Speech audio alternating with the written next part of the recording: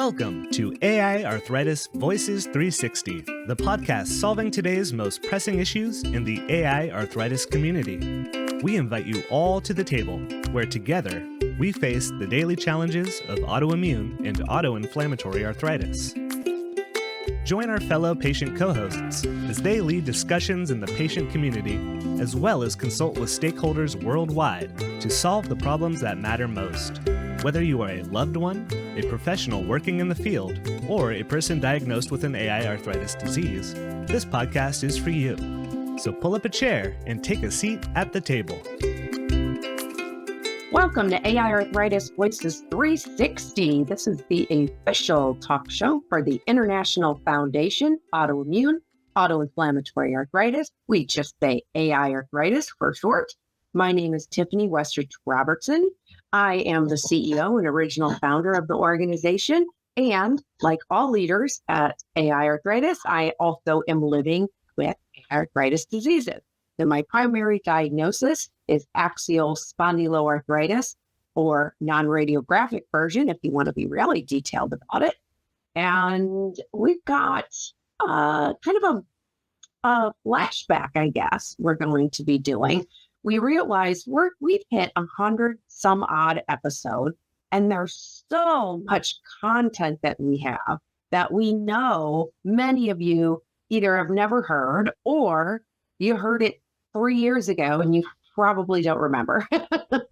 And so we also were looking into the projects and programs that we have coming up in the very near future and realized a few of our shows really do set us up in preparation for what those are going to be. So those are the ones we're going to replay for you all today. In saying that, what are these programs and projects that you speak on, Tiffany? Well, let me tell you. Okay, everything we do at AiArthritis, whether you know this or not, is based on what patients report is missing. That's how our whole organization was founded, actually. We united with a bunch of patients online, and we all started talking and having aha moments. Well, the first one being there needs to be a nonprofit that focuses only on the autoimmune and the autoinflammatory arthritis diseases.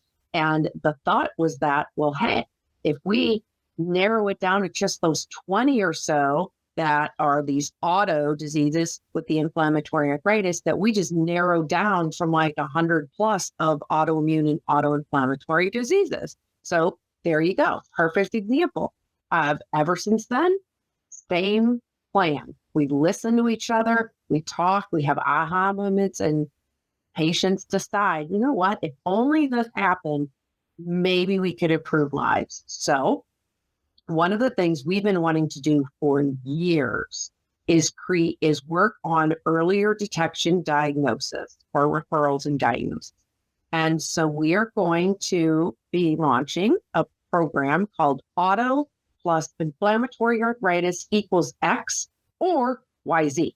And this is going to be a program that will highlight the typical autoimmune and autoinflammatory features of disease that typically will happen regardless of your diagnosis, plus an inflammatory arthritis and what makes that different from your more traditional osteoarthritis or gout or other types.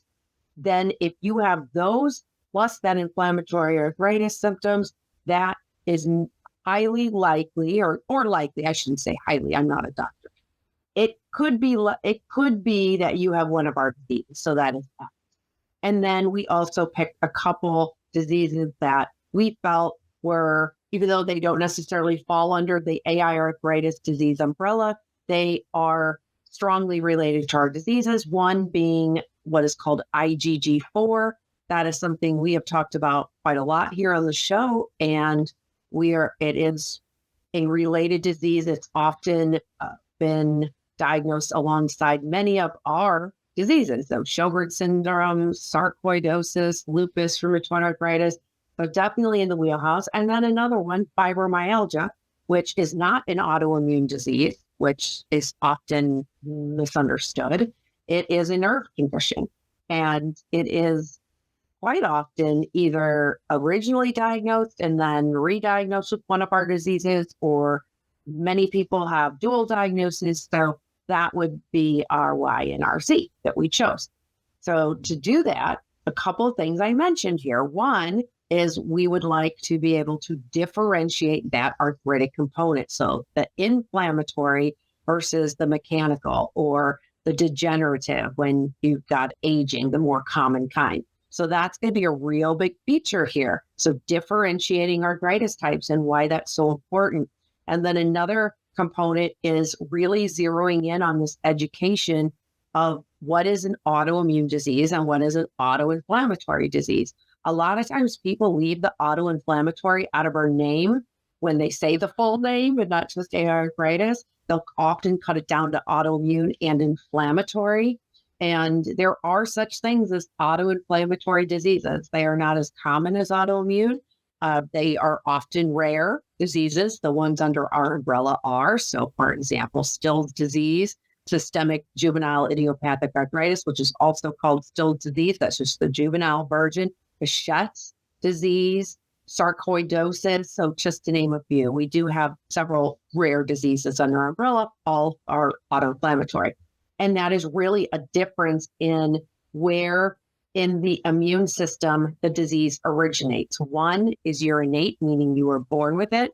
Another is learned or acquired. And so that dictates what it's going to be labeled as. But often, as you can only imagine, it's your own immune system. So things cross, right? So there's a lot of science about, well, it can be autoinflammatory, but it triggers the autoimmune. It's autoimmune, but it triggers the autoinflammatory. So no shocker there, right? But we want to make sure that that is part of this whole project. So without further ado, we thought, let's go back to the beginning. Not quite number one, but I think it's like episode 2 and 3. Like we're in the 5 here. And we're going to do the importance of differentiating arthritis types. And we're going to replay an interview style conversation that I did with Dr. Apostolos Kontzias. And it was at the American College of Rheumatology. And we talked about the difference. And so we will replay that for you. And I just want to make a disclaimer. Back then, we used the acronym IFAA. We no longer use that. We use AiArthritis. But if you hear me say that, that's why. So we're going to have Ryan, our producer, audio producer, tee that up for us. And then I'll just be back to close it out.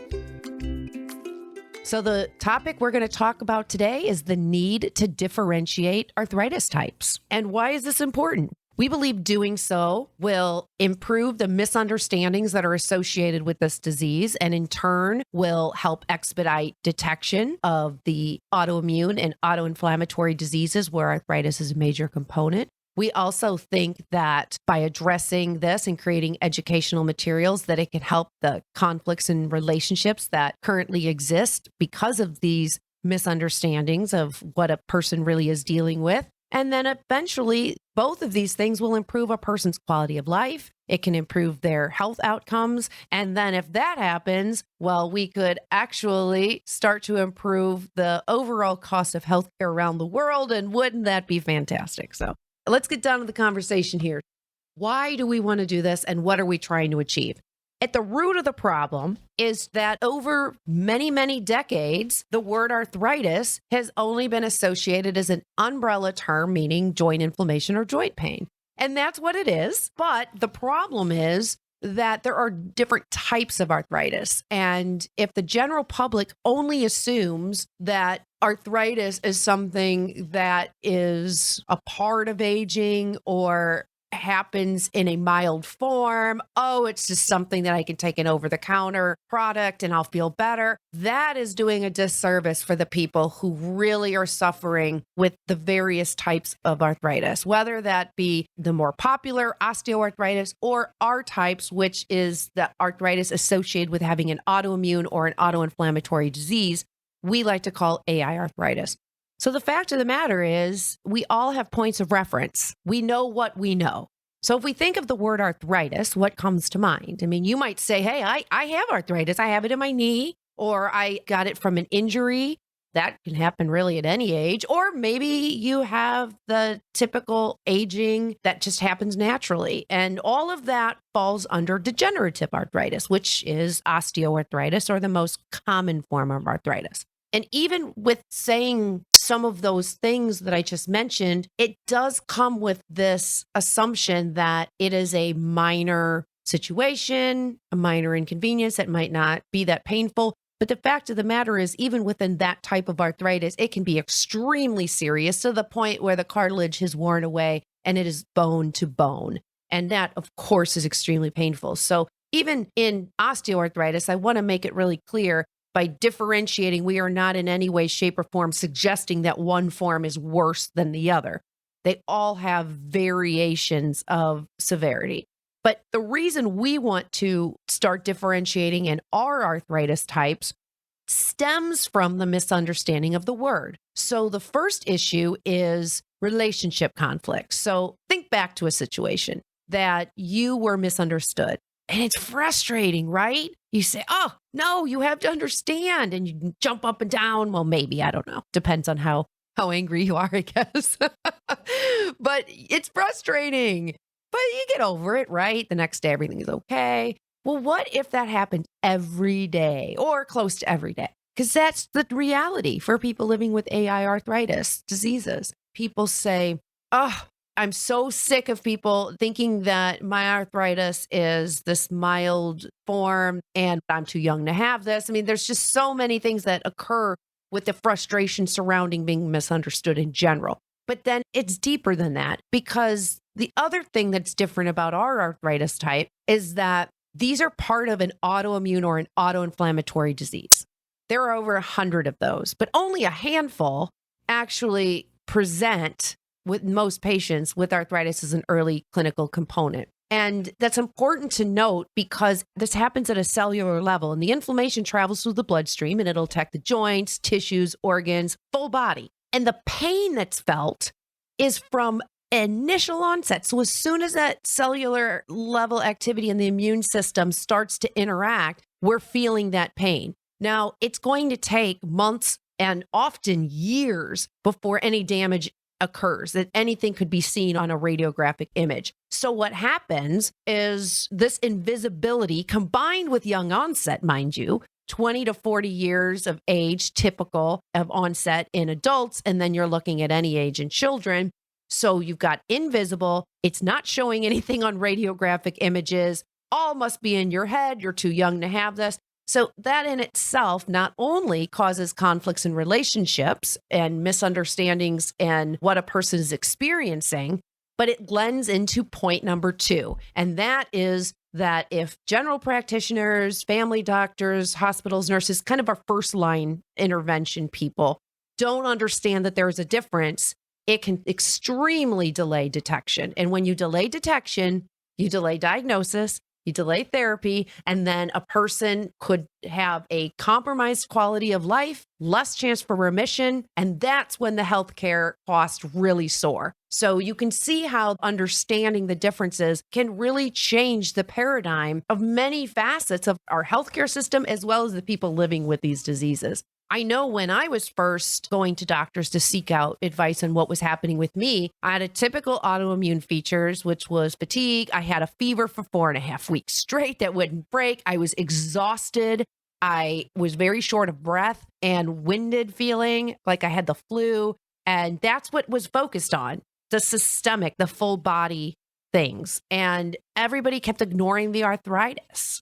We thought at IFAA when we founded the organization, wow, if we just focus on this small group of diseases and we can educate practitioners, if somebody shows up with these symptoms that are classic autoimmune or autoinflammatory and they have arthritis, wow, could we expedite detection and put that whole motion forward? So the things that we are asking for your help on would be your ideas on how we can create better educational materials to educate not only our family and our peers and our significant others, but also medical practitioners and the public. Because think about it. If anybody listening has one of these diseases, before you became affected, you were the public. So if you as the public knew about this type of arthritis, maybe you would have gone to a doctor earlier. So it all really feeds off of each other. So don't forget to visit our podcast page at aiarthritis.org/podcast, where you can meet some of our future co-hosts, meet our production team, learn more about this podcast and what we're trying to achieve. And of course, we're always looking for your support. So learn about ways that you can donate and support our podcast to keep this alive. We appreciate it to all our existing VIPs who support us monthly and make things like this happen.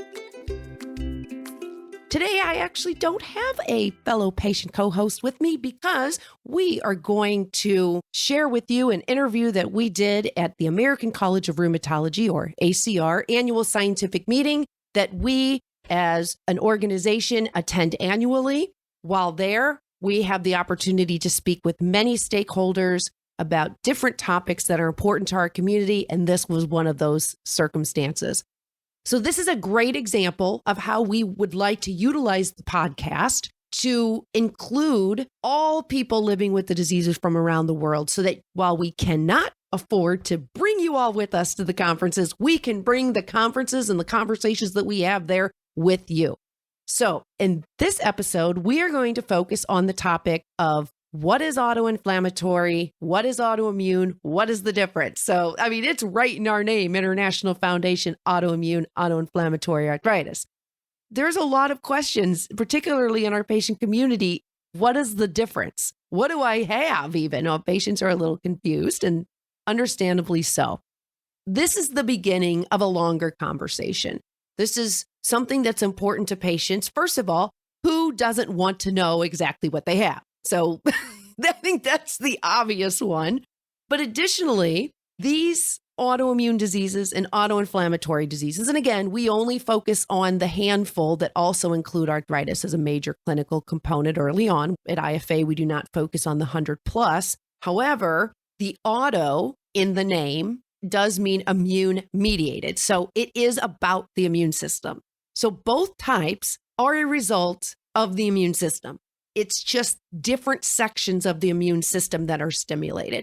And you're going to learn a little bit more about that topic when you listen to the interview that I was able to have with Dr. Apostolos Kontzias from the Renaissance School of Medicine, Stony Brook University.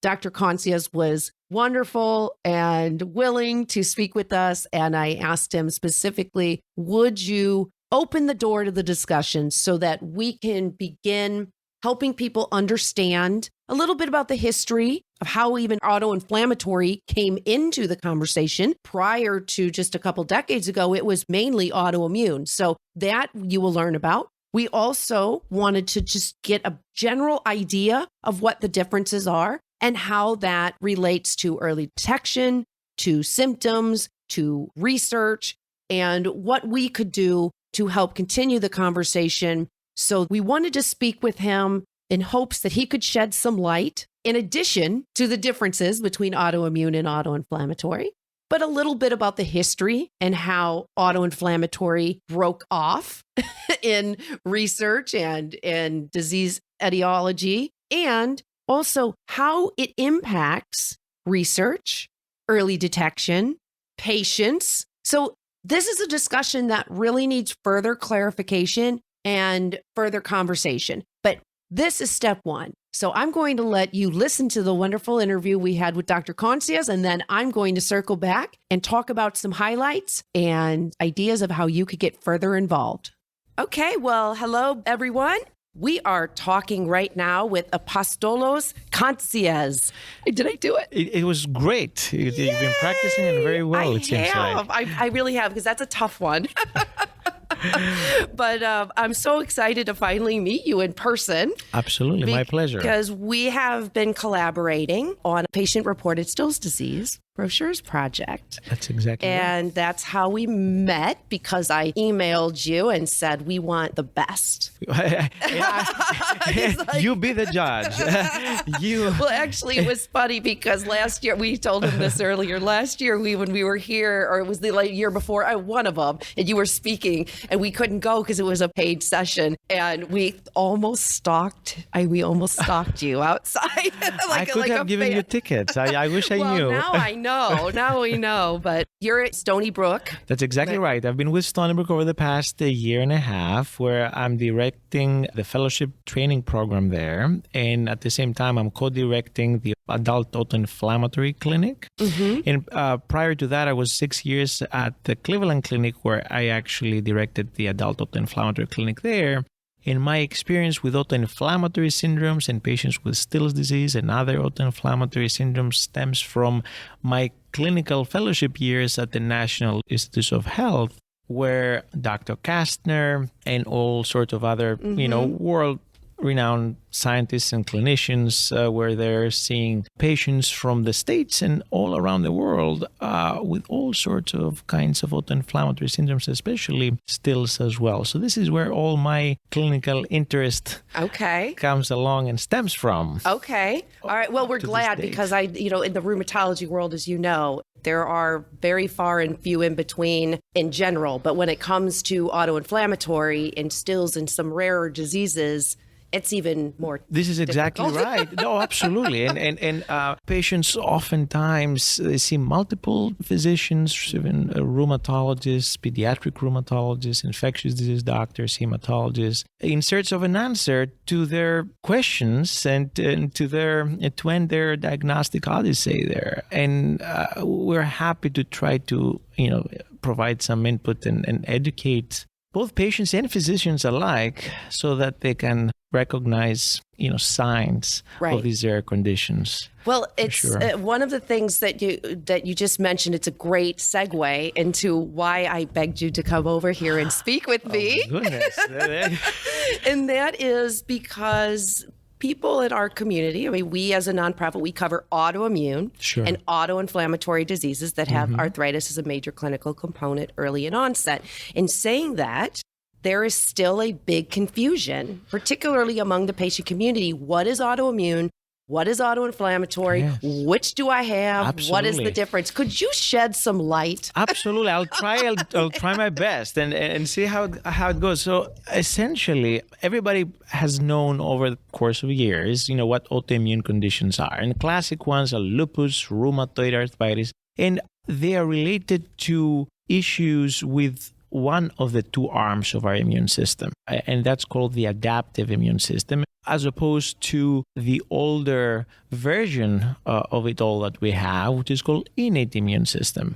And Dr. Kastner was actually the one who coined the term autoinflammatory to showcase the patients who have inflammatory symptoms, that is, fever, rashes, joint pains and aches and arthritis, in the absence of specific signs objectively, primarily in the labs, of conditions like lupus and rheumatoid arthritis that are autoimmune conditions. So in patients with lupus and related conditions, there are biomarkers, there are labs that we do for patients, an ANA, double-stranded DNA, rheumatoid factor, people will know that they're frequently positive, and by default they are positive, and that's why they are called autoimmune. But in autoinflammatory syndromes, all of these labs are pretty much unremarkable or low positive, even though they can be highly inflammatory, these patients. And that's why there's a diagnostic delay, because the markers are negative, even though there is inflammation there. People are really drawn into all kinds of different doctors to try to figure out, what exactly is going on. But they do present both autoinflammatory and autoimmune with arthritis oftentimes. So they do have some common features with increased markers of inflammation.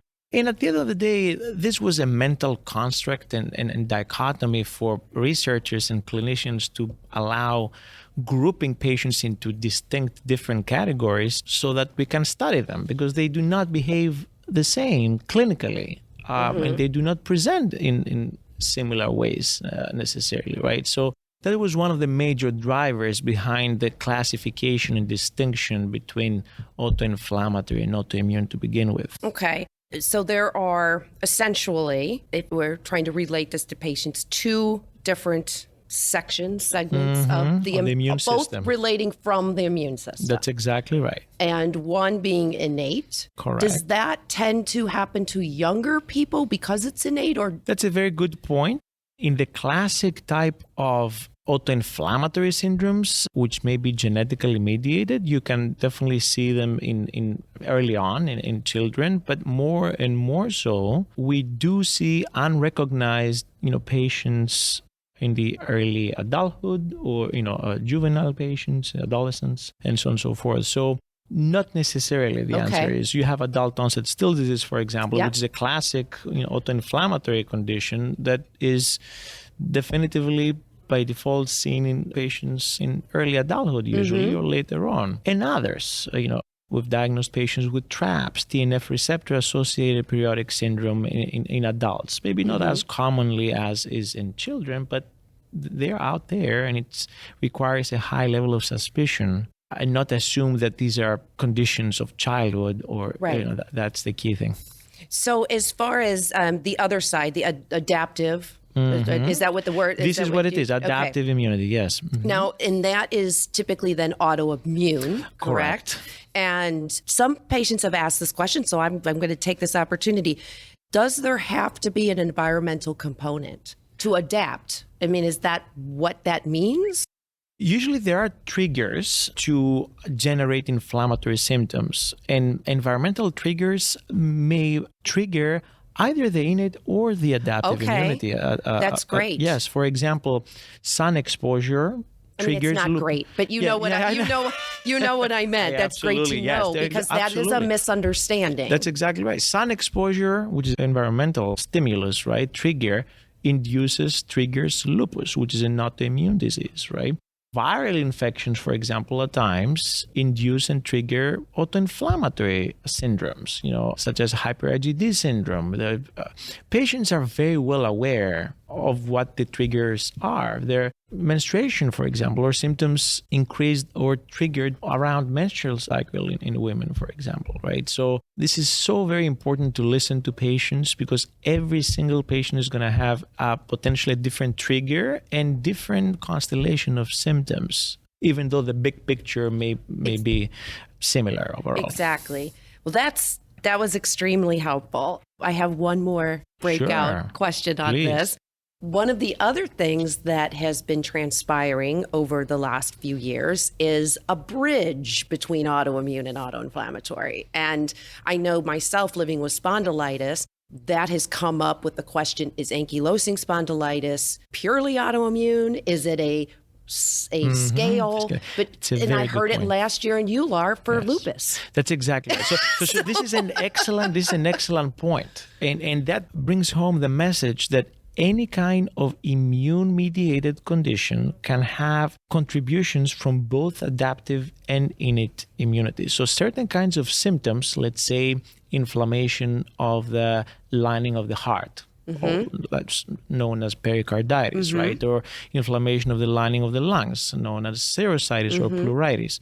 That can happen in both autoimmune, lupus, let's say, or autoinflammatory conditions, stils, for example, right? It's more and more known that certain kinds of symptoms have contributions from both. And serositis may be more of an innate immunity, autoinflammatory related symptom, as opposed to a classic autoimmune symptom related to adaptive immunity, for example. And there is anything in between, like such as spondyloarthritis or ankylosing spondylitis, for example. By definition, you don't have autoantibodies. Patients do not, their immune systems in autoinflammatory symptoms, they do not recognize structural components of their cells, of their immune cells and others. That's by definition what autoinflammatory means. Okay. So one of the things that IFAA does, literally, a part of our mission is utilizing patient voices to impact change, whether that's in education or awareness and advocacy or public policy or research. So as we're moving forward in understanding and teaching the patient community about the autoimmune versus autoinflammatory, what would you suggest to IFAA that we ask patients to report on or to track as far as this is autoinflammatory, or maybe this is more on the autoimmune. Is there anything that we can do as a patient voice or as a nonprofit to specifically track to help differentiate one or the other? Or in terms of symptom recognition, at times systemic inflammatory symptoms such as especially fever, could be high fever, could be potentially low-grade fever, associated with rashes, for example. Right. These are a couple of clinical symptoms that definitely point towards more autoinflammatory. It's not that they cannot be seen in autoimmune, but like with lupus, again. Correct, exactly. So in lupus is a great mimicker of anything, of everything. Well, in psoriatic arthritis, but that's a different level. That's a different type of rash. But highly inflammatory symptoms, especially in the absence of specific positive labs. Okay, yeah, that makes sense. And increased markers of inflammation. These are a couple of points that can give clues for both patients and treating physicians that this could be it. That's great. Thank you. Well, before we wrap up here, I just want to ask you, you're here at the ACR. Yes. And I know that you're not speaking. Not this year. I could have got it now. We could have got in for free. So next, either you or our ACR, I'm going to stay tuned. I'm going to stay tuned. But tell us just a couple of exciting things that you plan on doing while you're here. Yeah, so I'm planning to review posters in regards to recurrent pericarditis. That's one of the potentially autoinflammatory conditions presenting both in children and adults. There's a high burden of disease activity in these patients, and what do we do with steroid dependent and colchicine resistant for these kind of patients? So there are a couple of interesting posters there. There are a couple of very interesting talks from the group, the NIH group of Dr. Kastner and Dr. Mandy Umbrello, who's going to be giving a talk on patients with undifferentiated autoinflammatories. And so how do you approach... I saw that. Is that a paid one? I think so. Maybe we need to talk. Maybe, yes. Because I think I have that on my list, and now I'm like, oh. Both are excellent speakers. You might get a text from me later. Yeah. So yeah, it's a very interesting conference to attend to. Okay. Well, great. Thank you so much too for coming by and Appreciate doing the opportunity to talk. So that's it. Wrapping up here with Apostolos. I'm not even going to do the second one. I got through the first one. So. You're good. All right. Thank you again so much. I appreciate much. Thank you. All right. Well, I'm back, and I hope you enjoyed that conversation. Thank you again, Dr. Kontzias, for taking your time out at the ACR to have that conversation with us. We greatly appreciate your time and willingness to help our community. I think that lends to a great start to further conversation and breakout discussions that will be very relevant for our community and for the stakeholders involved in our community.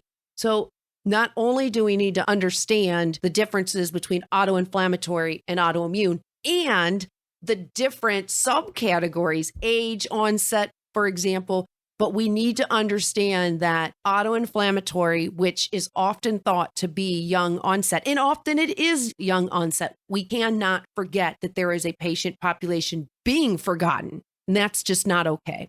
So that is one thing I wanted to pull out of that. One other thing I wanted to point out that I think warrants further investigation is the fact that autoinflammatory tends to present with extremely high inflammation that travels directly to the body in an intense way, causing extreme flu-like symptoms, and it can affect organs very early on. So it's not relying on any type of trigger of the immune system to then go back and attack. It is innately attacking. So it comes on very aggressive. It does not always present with positive blood work or laboratory results or biomarkers, which are more common to use for diagnostic criteria in autoimmune diseases. However, while I did not break out to explore that topic while I had Dr. Kontzias because of limitations on time, and it opens the door to a whole new conversation, which we will have. Now, I'm not sure who the other stakeholders will be at the table, but this is definitely a conversation we need to have. There are so many autoimmune patients who do not have positive labs and do not meet the biomarkers, and they are told you don't have this disease.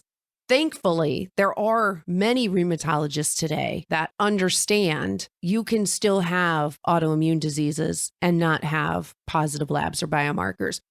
I want to point that out because if it is something that's being considered in the medical community as a differentiating factor between autoimmune and autoinflammatory, we don't want some practitioners to believe, well, it must not be autoimmune because you don't have the biomarkers or the positive labs. So we certainly want to continue our work to monitor that.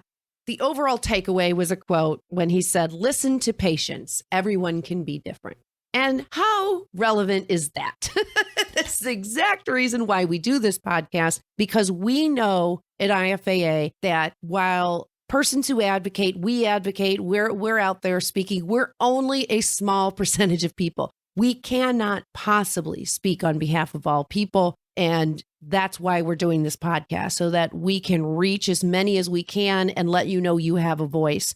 And doctors, as Dr. Kontzias said, it's important to listen to the patients because everyone not only can be different, I'm going to say is different. And our stories matter. Well, there you go.